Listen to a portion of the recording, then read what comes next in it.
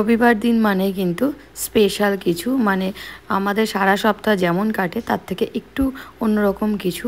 তার জন্যেই সকাল থেকে কিন্তু তোড়জোড় শুরু হয়। তো নমস্কার সবাইকে, ওয়েলকাম টু মাই ভিডিও। আর আজকে রোববার দিনের একটা সকাল, যেহেতু ছুটির দিন তাই জন্য কিন্তু ঘুম থেকে একটু পরেই ওঠা হয়েছে। ওই এখন 8:30 মতো বেজে গেছে। আর উঠেই জল বসিয়ে দিয়েছি, মানে প্রথমে একটু গরম জল খাবো, তারপরে চা বানাবো। আর এই সাইডে কালকে রাতে ভিজিয়ে রেখেছিলাম এই কাবলি ছোলাগুলোকে আমি কুকারে নিয়ে নিচ্ছি।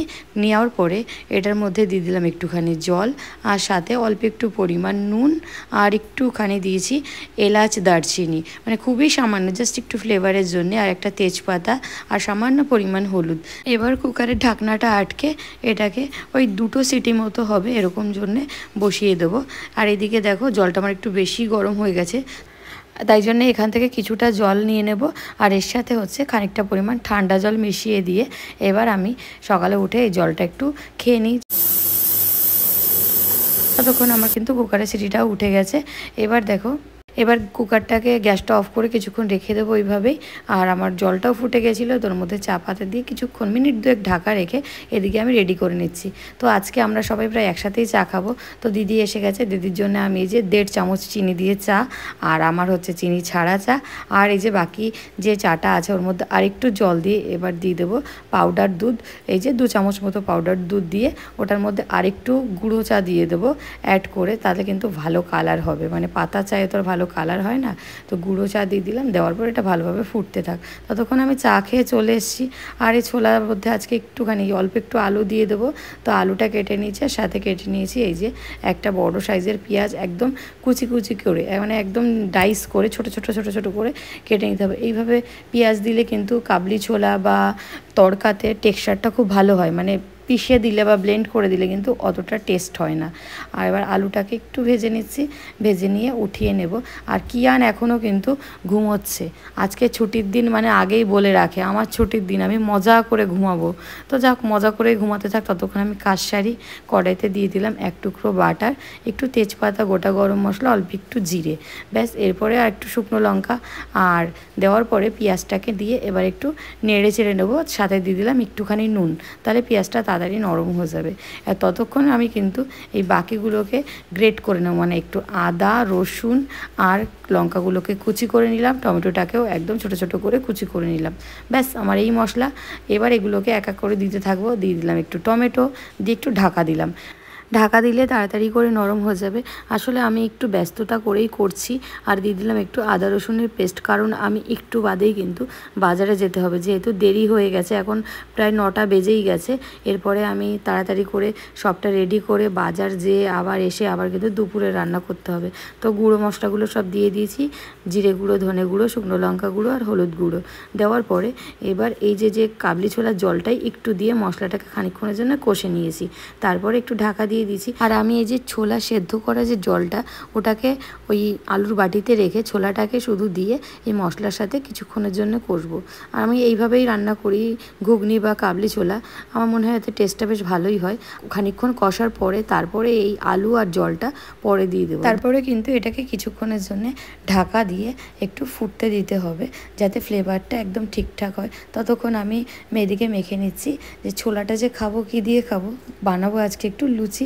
তার জন্যে কিছুটা আটা আর ময়দা নিয়ে নিয়েছি, মানে 2 ভাগ ময়দা আর হচ্ছে 1 ভাগ আটা, আর সাথে একটুখানি নুন, চিনি আর অল্প একটু সাদা তেল। ব্যাস এটাকে ভালো করে হাত দিয়ে আগে শুকনোভাবে কিন্তু মেখে নিতে হবে। বেশ যখন দেখবো বেশ আটাটা একটু সফট হয়ে গেছে, তার মধ্যে জল দিয়ে একটা সফট ডো বানিয়ে নিতে হবে। মানে যেমন আমরা লুচি বানাই সাধারণত, এইটা ঠিক মুখে বলে বোঝানো যায় না, হাতে যারা মাখে তারা ঠিক বুঝে যায় যে কখন জিনিসটা হয়েছে। তো দেখো আমার এই যে হয়ে গেছে। এবার এর মধ্যে তেল দিয়ে ওপরটা একটু কভার করে তারপরে একটা ঢাকনা দিয়ে এটাকে রেস্টে রেখে দেবো এই মিনিট 10-15 যতক্ষণ হয়। আর আমার কাবলি ছোলাটা একদম রেডি। এর মধ্যে দিয়ে দিলাম একটুখানি কাসুরি মেথি, ব্যাস। এরপরে এটাকে ঢাকা দিয়ে রেখে আমি চলে গেছি বাজারের উদ্দেশ্যে। নিয়ে নিয়েছি এই যে ব্যাগ, গাড়ির চাবি আর হচ্ছে টাকা, ব্যাস। এবার আমি বেরিয়ে পড়ছি বাজার করতে। এখন কিন্তু 10টার মতো বেজে গেছে, আমি অলরেডি লেট। তো ওই যে বাজার হয়েও গেছে। আর আজকে খুব বেশি সবজি আনিনি, ডিম এনেছি, অল্প ফল এনেছি, আর সাথে একটা তাল নিয়ে এসেছি। আর এই যে মাছ মাংসগুলো রয়েছে ওখানে, পরে দেখছি। ততক্ষণ আমি ফ্রেশ হয়ে খেতে বসে গেছি। মানে এখন 11টার মতো বাজে, আমার প্রচণ্ড খিদে পেয়েছে, তাই জন্য খেতে বসে গেছি।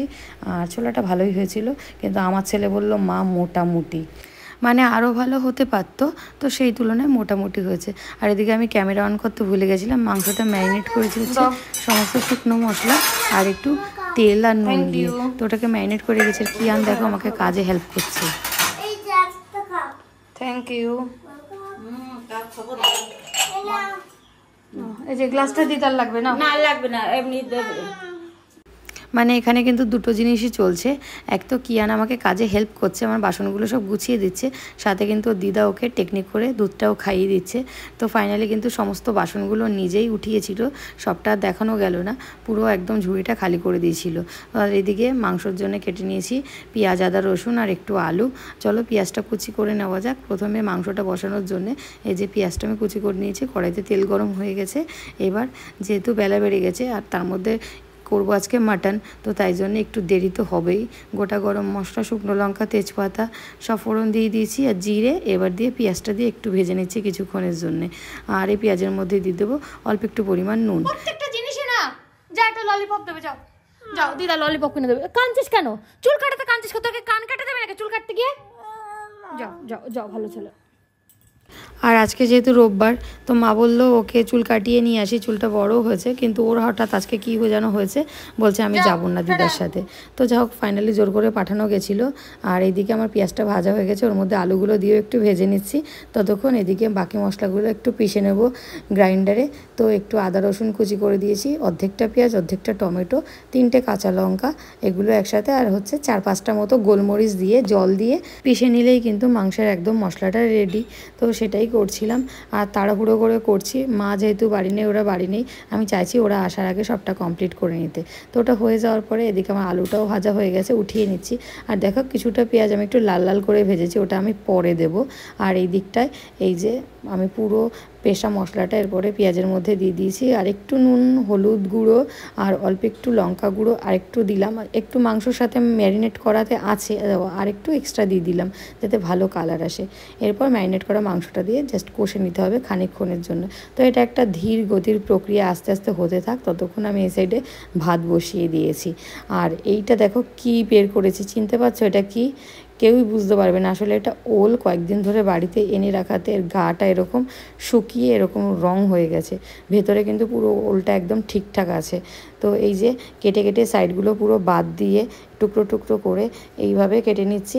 নিয়ে এটাকে ফেলেছি জলের মধ্যে, জলের মধ্যে ভালো করে ধুয়ে নিতে হবে, নিলে কিন্তু একদম সুন্দর কালার হয়ে যাবে। তো ওটা করব মায়ের জন্য, তরকারিটা ওল দিয়ে চিংড়ি মাছ দিয়ে, ওটা পরে করছি। আর এদিকে আমার মাংসটা অর্ধেকটা হয়ে গেছে কষা, দিয়ে দিলাম একটু টমেটো, তারপরে এবার আরেকটু কষে নিতে হবে। ততক্ষণ আমার ভাতটাও একদম রেডি। তো ভাতটাকে এবার উঠিয়ে নিয়ে মাংসটাকে কিন্তু আমি কুকারে দেওয়ার জন্য কুকারটা এখানে বসিয়ে দিয়েছি। আর এদিকে দেখো মাংসটাও আমার একদম কষা রেডি হয়ে গেছে, ভাতটাও আমার এভাবে ঝুড়িতে ঢালা হয়ে গেছে। তো মাংসটাকে এবার কুকারে ট্রান্সফার করে নিচ্ছি তাড়াতাড়ি করে, আর দিয়ে দিলাম একটু জল। আর তার উপরে ভাজা পেঁয়াজটা ছড়িয়ে যখন আমি কুকারের ঢাকনাটাকে ফাইনালি আটকে দিয়েছি সিটি লাগানোর জন্যে, তখন আমি আর কিছুতেই কিন্তু খুঁজে পাচ্ছি না হুইসেলটা, উপরে যে ওয়েটটা থাকে। এবার এদিক ওদিক খুঁজতে খুঁজতে মা চলে এসছে। নিয়ে করলি দেখি, ও দেখি চুল কাটাটা দেখি, দেখি দেখি লাইট জ্বালে চুল কাটা দেখি। আমার কাছে এসো, এই বাথরুম যেতে, বাহুবলী, ঠিক আছে বাথরুম যেতে হবে। ও ভালো চুল কাটা আছে, দেখি দেখি দেখি। কি আন বাথরুমে যেতে, আমার কাছে আয়। আর প্রেসার কুকারের সিটি কোথায়? প্রেসার কুকারের এটা না, বড় প্রেসার কুকার, ছোটটা তো আমি সকালে, ওর ভেতর নেই।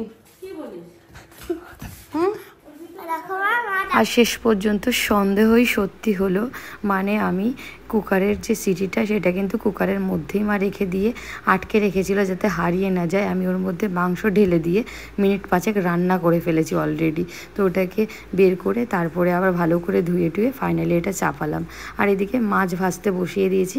এই মাছটা ভাজাই থাকবে, 1 পিস ইলিশ মাছ, 2 পিস পার্শে মাছ। ততক্ষণ আমি একটু মশলা করে নেবো ওলের জন্য। একটু আদা, 2 কোয়া রসুন আর হচ্ছে 2টো মতো কাঁচা লঙ্কা, এটাকে একসাথে একদম থেতো করে নেব এই হামাদিস্তার মধ্যে। আর এদিকে দেখো আমার মাছ ভাজাটাও কিন্তু রেডি, কোটাটাও রেডি। তো মাছটা উঠিয়ে নিয়ে এর মধ্যে অল্প একটু তেজপাতা, শুকনো লঙ্কা, জিরে ফোড়ন দিয়ে এরপরে দিয়ে দেবো চিংড়ি মাছটা। চিংড়ি মাছটা নুন হলুদ মেখে নিয়েছিলাম, তো দিয়ে একটু নাড়াচাড়া দিয়ে দেবো। তারপরে এর মধ্যে দিয়ে দেবো ওই যে কুটে রাখা মশলাটা। এটাকে কিন্তু খুব বেশি ভালো করে কিছু করিনি, জাস্ট কুটে নিয়েছি আধা ভাঙা করে। তারপরে ওলগুলো দিয়ে কিছুক্ষণের জন্য একটু কষে নিতে হবে। এবার এর মধ্যে একটু গুঁড়ো মশলা মানে একটু নুন আর একটু হলুদ গুঁড়ো আর অল্প একটু লঙ্কা গুঁড়ো দিলে হয়, না দিলে আমি সামান্য একটু দিয়েছিলাম। আর দিয়েছি একটু জিরে গুঁড়ো। তো সবটা দিয়ে একটু নাড়াচাড়া করে তারপরে এটাকেও কিন্তু আমি কুকারে দিয়ে দেবো তাড়াহুড়োর জন্য, মানে সময় নেই এত কিছু আস্তে আস্তে করার। তো কুকারে দিয়ে সামান্য জল দিয়ে এটাকেও কিন্তু একটা সিটি দিলেই কমপ্লিট হয়ে যাবে আমার রান্নাটা। ততক্ষণ আমার মাংসটাও হয়ে গেছে। দেখো ফাইনালি মাংসটা দারুণ দেখতেও হয়েছিল, দারুণ খেতেও হয়েছিল। আর ছেলের খিদে পেয়ে গেছে যেহেতু, তো ওকে তাড়াতাড়ি করে উঠিয়ে মা খাইয়ে দিচ্ছিল। আমি কিন্তু তখনও স্নানও করিনি। তারপরে আমি ফলগুলো সব ধুলাম, ধুয়ে গুছিয়ে তারপরে যখন স্নান করে এসেছি, স্নান করে ভাবলাম ছেলেকে আগে দিদিমণির বাড়িতে পড়তে দিয়ে আসি। তো আমরা বেরিয়েছি দিদিমণির বাড়ির উদ্দেশ্যে। আমি যাই, দৌড়াই। দৌড়াস না, চল। ছাতা নিয়েছো? না ছাতা নেই, আর ছাতা লাগবে না এখন, ছেড়ে দে। যে ভাত খাবো এখন, কিয়ানকে পড়তে দিতে যাচ্ছি। চ। আর এখন 3টের একটু বেশি বেজে গেছে, এখন আমি বসেছি লাঞ্চ করতে। আর এই যে মাছ ভাজা দিয়েছে মা একটা, আর মাংস তো আছেই, অর্ধেক খাওয়া শসা ছেলে রেখে দিয়েছে। তো আজকে এই পর্যন্তই, দেখা হবে পরের ব্লগে। সবাই ভালো থাকবেন।